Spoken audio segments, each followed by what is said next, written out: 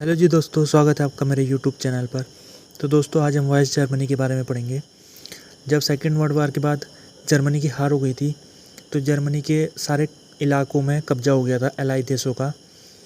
तो एलाई देशों ने शुरुआत में तो उनकी ये कोई पॉलिसी नहीं थी कि जर्मनी को डिवाइड किया जाए, लेकिन जब कोल्ड वार शुरुआत हो गई थी, अमेरिका और सोवियत यूनियन आपस में इनकी जो संबंध बिगड़ने लग गए थे, तो उसका असर जर्मनी में भी देखने को पड़ा और जर्मनी को दो भागों में डिवाइड कर दिया गया था, वेस्ट जर्मनी और ईस्ट जर्मनी। अगर हम नक्शे से देख सकते हैं, यहाँ पर ये वाला क्षेत्र वेस्ट जर्मनी को मिला और ये वाला क्षेत्र ईस्ट जर्मनी के पास आया। ईस्ट जर्मनी के पास वो वाला क्षेत्र था जिसमें सोवियत यूनियन ने कब्जा कर रखा था, और वेस्ट जर्मनी वाला भाग में यूएस, यूके और फ्रांस का कब्जा था। तो इन देशों ने आपस में मिलके वेस्ट जर्मनी बनाया था। अब ये था कि ये जब देश बन गया था, तो ये देश बना था 1949 में। इसको फेडरल रिपब्लिक ऑफ जर्मनी का ऑफिशियल तौर में शुरुआत यहीं से मानी जाती है। जो इलेक्शन के तहत चुन के आए थे, सीडीयू पार्टी को मेजोरिटी मिली थी, तो उनके नेता जो कॉनरेड एडिन्यू नाम से थे, वो वेस्ट जर्मनी के पहले चांसलर बने थे। जो वेस्ट जर्मनी की कैपिटल थी वो बॉन इन्होंने अपनाई थी, क्योंकि बर्लिन हम यहाँ पर देखने की कोशिश करेंगे। बर्लिन यहाँ पर आता है, ईस्ट जर्मनी के अंदर है, तो यहाँ पर कैपिटल नहीं बना सकते थे। थोड़ा वेस्ट बर्लिन वाला हिस्सा तो था, वेस्ट बर्लिन का जो क्षेत्र था वो वेस्ट जर्मनी के साथ मिला हुआ था, लेकिन ये वेस्ट जो बर्लिन है ये चारों तरफ से ईस्ट जर्मनी से घिरा हुआ था। तो इस वजह से कैपिटल यहाँ पर रखनी सुरक्षित नहीं थी, तो एक सुरक्षित जगह चुनी गई जो कि वेस्ट जर्मनी के अंदर थी, बॉन। उससे कैपिटल यहाँ पर घोषित किया गया था वेस्ट जर्मनी की। अब ये देखते हैं क्योंकि और आखिरकार यहाँ पर 1955 में इसको सोवर्जन स्टेट का दर्जा मिल गया था। वेस्ट जर्मनी को सोवर्जन स्टेट, ये दूसरे देशों के साथ अपनी फॉरेन पॉलिसी अगर निर्धारित जैसे भी करेगा वैसे कर सकता है। इसके ऊपर कोई दूसरा देश दबाव नहीं डालेगा। इकोनॉमिक पॉलिसी जैसे चाहे वैसे बना सकता है, ये होता है सोवर्जन का मतलब। सोवर्जन बनने के बाद भी यहाँ पर यूएस ने अपनी ट्रूप बना के रखी थी। उसके सिपाही वेस्ट जर्मनी के क्षेत्र में रहते थे। वो इसलिए रहते थे क्योंकि वेस्ट जर्मनी ने नाटो का जो ट्रीटी है उसमें साइन कर रखा था। इसके अलावा बॉर्डर भी लगता था यहाँ पर। ये जो बॉर्डर है ये ईस्ट जर्मनी और वेस्ट जर्मनी के बीच की ये बॉर्डर, ये कोल्ड वार की बॉर्डर बन चुकी थी, क्योंकि इस तरफ सोवियत यूनियन के सिपाही रहते थे और इस तरफ अमेरिका के सिपाही रहते थे। तो इस वजह से भी यहाँ पर अमेरिका को सिपाही रखने की ज़रूरत थी, ताकि सोवियत यूनियन वेस्ट जर्मनी के ऊपर कब्जा ना कर पाए। तो इस वजह से भी यहाँ पर सोवर्जिन बनने के बावजूद वेस्ट जर्मनी को अमेरिका के सिपाहियों की ज़रूरत थी। तो उस आधार में ये जो अमेरिका ने अपनी फोर्सेस यहाँ पर 1990, जब तक ये यूनिफिकेशन नहीं हुआ दोनों जर्मनी का, तब तक अमेरिका ने यहाँ पर अपनी सैनिक वेस्ट जर्मनी में स्टेशन कर रखे थे। अब देखते हैं कि जर्मनी को फोकस बन गया था कोल्ड वार का। हमने देख लिया कैसे बन गया था, क्योंकि बॉर्डर अब जर्मनी से होके निकलती थी। अब जो हमने ये भी पढ़ लिया कि बर्लिन का कभी विभाजन हो गया था, जिसके तहत बर्लिन को दो भागों में बांट दिया था, वेस्ट बर्लिन और ईस्ट बर्लिन। वेस्ट बर्लिन को आखिरकार वेस्ट जर्मनी के पॉलिटिकल सिस्टम में इंटीग्रेट कर दिया गया था।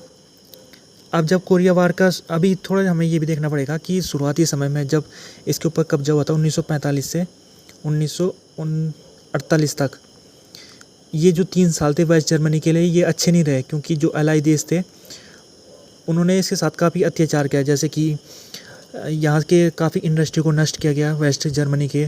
इसके अलावा यहाँ पर जो यहाँ का सामान था उसे जो एलाई देश थे वो अपने देशों में ले गए पनिशमेंट के लिए। इसीलिए ले गए क्योंकि जर्मनी ने इनका काफ़ी नुकसान किया था इन एलाई देशों का, तो उसकी भरपाई के लिए वेस्ट जर्मनी का सामान ये जो एलाई देश थे वो अपने देश में ले जा रहे थे। तो ये तो 3 साल तक चलता रहा, लेकिन 3 साल के बाद क्योंकि कोल्ड वार शुरू हो गया था, तो अमेरिका को लगा कि अब वेस्ट जर्मनी के साथ अत्याचार बंद करना चाहिए और इसको अपना एक अलाई के तौर में स्वीकार करना चाहिए, ताकि ये जब कोल्ड वार में हमारा साथ तभी आ सकता है जब ये हम इसके साथ अच्छा सलूक करेंगे। तो उसी के तहत जब कोरिया वार का स्टार्टिंग हो गया था लगभग 1950 में, तो उससे क्या हुआ कि अमेरिका ने वेस्ट जर्मनी की जो सेना है उसको फिर से रिवाइव कर दिया, क्योंकि 1945 में जब कब्जा हो गया था वेस्ट जर्मनी के ऊपर, तो इन्होंने क्या किया था, इसकी जो जर्मन सेना है उसको नष्ट कर लिया था।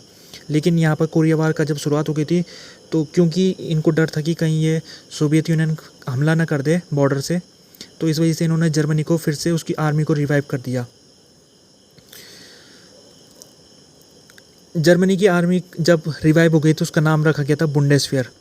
लेकिन जर्मनी के कॉन्स्टिट्यूशन में ये बात कही गई थी, वेस्ट जर्मनी के कॉन्स्टिट्यूशन में, कि ये जो आर्मी है ये किसी के ऊपर हमला नहीं करेगी, ऑफेंसिव अटैक नहीं करेगी।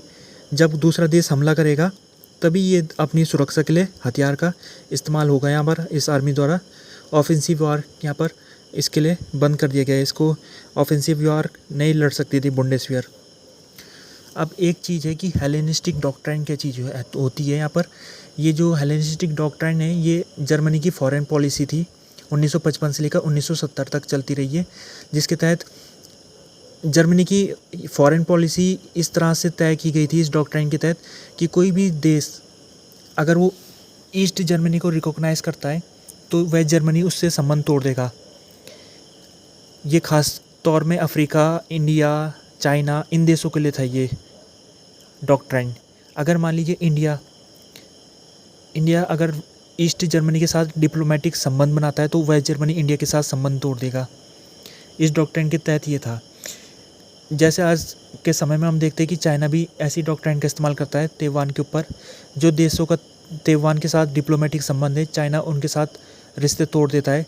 तो इसी तरह से ये डॉक्ट्राइन वेस्ट जर्मनी के नेताओं ने अपनाई थी, जिसके तहत उन्होंने अपना जो वेस्ट वाला भाग था उसे पूरे जर्मनी का इस तरह से माना कि पूरा वेस्ट जर्मनी का के ऊपर उनका अधिकार है, वेस्ट जर्मनी और ईस्ट जर्मनी के ऊपर उनका अधिकार है, ऐसे तरीके से उन्होंने जताना चाहा। तो इसी डॉक्ट्राइन के तहत जो भी देश ईस्ट जर्मनी के साथ डिप्लोमेटिक संबंध बनाते थे, वेस्ट जर्मनी उनके साथ संबंध तोड़ देता था। केवल इसका एक एक्सेप्शन था सोवियत यूनियन, क्योंकि सोवियत यूनियन का तो अलाई देश था ईस्ट जर्मनी, तो वेस्ट जर्मनी को उसके साथ संबंध नहीं तोड़ा उसने, क्योंकि जो सोवियत यूनियन था बहुत महत्वपूर्ण देश था। उसने ईस्ट जर्मनी को रिकॉग्नाइज भी कर रखा था सोवियत यूनियन ने, लेकिन इसके बावजूद वेस्ट जर्मनी ने उसके लिए एक्सेप्शन रखा हुआ था।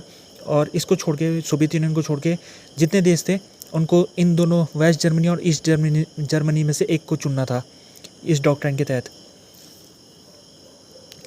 अब देखते हैं हम, ये तो 1960-70 में वेस्ट जर्मनी में काफ़ी चेंजेस हुए, क्योंकि CDU की गवर्नमेंट जो कि पहले इलेक्शन में चुन के आई थी 1949 में, उसको 20 साल तक उसकी सत्ता रही लगातार। लेकिन उसके बाद SPD की सरकार आई 1969 के इलेक्शन में, जिसके नेता विली ब्रांड थे। तो इन्होंने अपनी पॉलिसी में चेंजेस किए।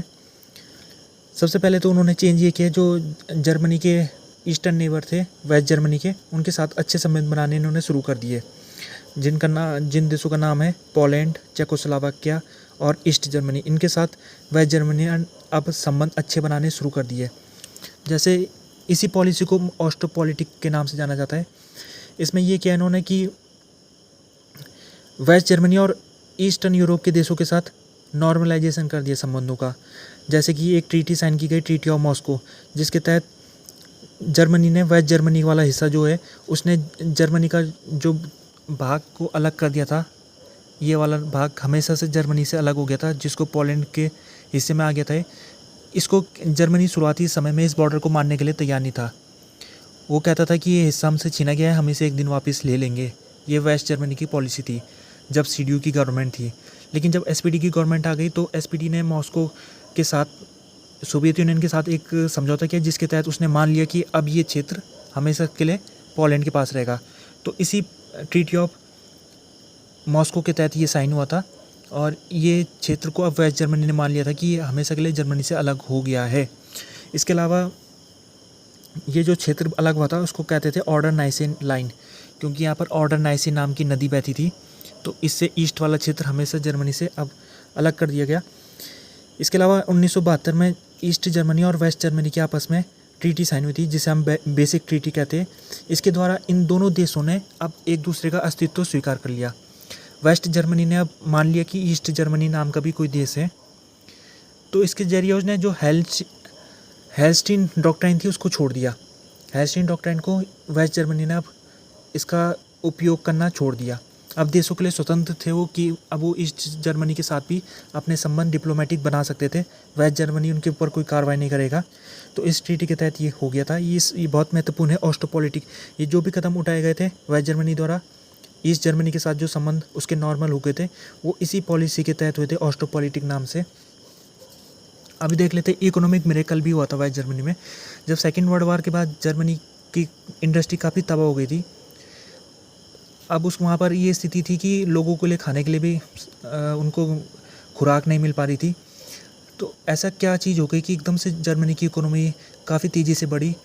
इसकी वजह ये थी कि यहाँ के जो सबसे पहले तो ये हुआ कि 1948 में एक जर्मनी ने एक नई करेंसी अपनाई जिसको नाम किया ड्यूस्ट मार्क। ड्यूस्ट मार्क जब इन्होंने अपनाया तो इससे हुआ ये कि इन्फ्लेशन रुक गया और जो इंडस्ट्री थी उसको अब इकोनॉमी के ऊपर विश्वास होने लग गया, क्योंकि इससे पहले जो करेंसी थी उसकी कोई वैल्यू नहीं थी। अब एक और कदम इन्होंने उठाया कि यहाँ की सरकार ने वेस्ट जर्मनी की जो सरकार थी उसने सोशल मार्केट इकोनॉमी को भी अपनाया, जिसके तहत उसने फ्री मार्केट कैपिटलिज्म के साथ साथ सोशल पॉलिसीज़ में गवर्नमेंट का योगदान भी रहेगा, यानी मिक्स्ड इकोनॉमी कहते हैं इसे। ये मिक्स्ड इकोनॉमी इसने अपनाई, जिसके तहत हम जानते हैं कि ये इसमें प्राइवेट और पब्लिक दोनों का योगदान रहता है। प्राइवेट जो क्षेत्र है उनको भी यहाँ पर फ्री किया जाता है, उनको ऊपर उनकी प्राइवेट क्षेत्र के ऊपर कोई रेगुलेशन नहीं लगाया जाता है, जबकि गवर्नमेंट भी अपनी ड्यूटी जो कुछ क्षेत्र है जिसमें प्राइवेट इंडस्ट्री नहीं घुसना चाहती है उसमें गवर्नमेंट ध्यान देती है। ये मिक्स्ड इकोनॉमी, भारत में भी मिक्स्ड इकोनॉमी है इस समय। तो ये ऐसी मिक्स्ड इकोनॉमी यहाँ पर वेस्ट जर्मनी द्वारा अपनाई गई थी। अब एक और चीज़ इस दौरान हुई थी कि मार्शल प्लान अमेरिका द्वारा अपनाया गया था, जिसके तहत 15 बिलियन US डॉलर की मदद अमेरिका ने यूरोपियन देशों की थी। वर्ल्ड वार के बाद नुकसान की भरपाई के लिए अमेरिका ने इन देशों की मदद की थी, जिसके तहत बहुत बड़ी मात्रा में वेस्ट जर्मनी को भी पैसा मिला था। तो इसका भी फ़ायदा वेस्ट जर्मनी को ऐसा हुआ कि उसकी इकोनॉमी में जब ये पैसा गया तो उस समय इंडस्ट्री में काफ़ी बूम आया। अब हुआ ये कि 1958 आते आते जो जर्मनी की इंडस्ट्री थी वेस्ट जर्मनी की, वो लगभग 10 साल पहले से 4 गुना बड़ी हो चुकी थी। और 1980 के टाइम आते आते जर्मनी दुनिया की तीसरी सबसे बड़ी इकोनॉमी बन चुकी थी। वेस्ट वाला जो भाग है, पहले नंबर पर अमेरिका था, दूसरे में जापान था और तीसरे नंबर पर वेस्ट जर्मनी था। तो ये कुछ हुआ था, ये हमने आज वेस्ट जर्मनी के बारे में पढ़ा। आई होप आपको काफ़ी नई जानकारी मिली होगी। तो वीडियो पसंद आए तो वीडियो को लाइक, कमेंट और चैनल सब्सक्राइब कीजिएगा। वीडियो देखने के लिए धन्यवाद।